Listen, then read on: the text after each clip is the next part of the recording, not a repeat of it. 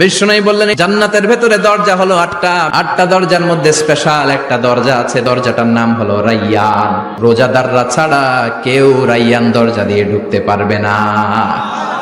আবার বিষ্ণু বললেন একবার রাইয়ান দরজা দিয়ে ঢুকার সুযোগ যে পেয়ে যাবে চিরকালের জন্য তার গলার তৃষ্ণা মিটে যাবে। রোজা রাখলে গলায় তৃষ্ণা হয় না?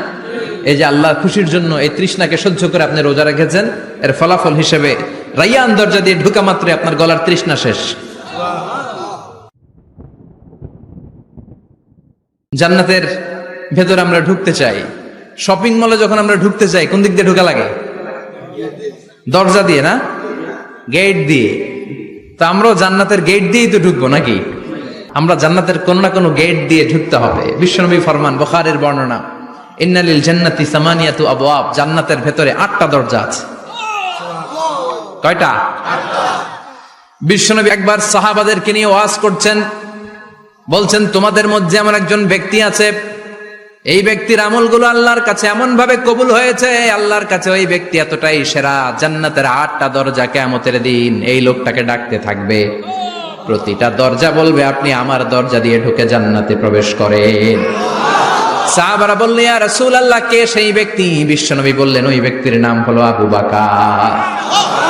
কিয়ামতের দিন সাইয়েদনা আবু বকরকে 8টা জান্নাতের দরজা থেকেই জান্নাতগুলো ডাকতে শুরু করবে, উদখুল মিন বাবি, উদখুল মিন বাবি, আমার দরজা দিয়ে ঢুকেন, আমারটা দিয়ে ঢুকেন। ওই দরজা থেকে বলবে আমারটা দিয়ে ঢুকেন। আল্লাহু আকবার। বিশ্বনবী আমাদেরকেও নিরাশ করেন নাই। বিশ্বনবী বললেন কেউ যদি প্রতিদিন 5 ওয়াক্ত নামাজের আগে যে ওযু করে, ওযুর পরে কেউ যদি পড়ে আশহাদু আল্লা ইলাহা ইল্লাল্লাহ ওয়া আশহাদু আন্না মুহাম্মাদান আবদুল্লাহি ওয়া রাসূলুহু, প্রত্যেক ওযুর পরে যেই ব্যক্তি এই দোয়াটা পড়বে ওই ব্যক্তির জন্য রব্বুল আলামিন কিয়ামতের দিন জান্নাতের 8টা দরজা খুলে দিবে। সেও সাইয়েদনা আবু বকরের সাথে সাথে ওই 8টা দরজা যেটা দিয়ে মন চায় ঢুকতে পারবে। কোন সুবহানাল্লাহ।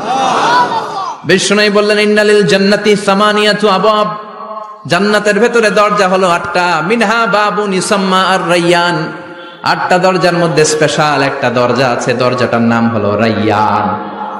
লা ইয়াদখুলুহু ইল্লা সাইমুন, রোজাদাররা ছাড়া কেউ রাইয়ান দরজা দিয়ে ঢুকতে পারবে না। যারা রোজা রেখেছেন তাদের জন্য এন্ট্রি দেয়া হবে।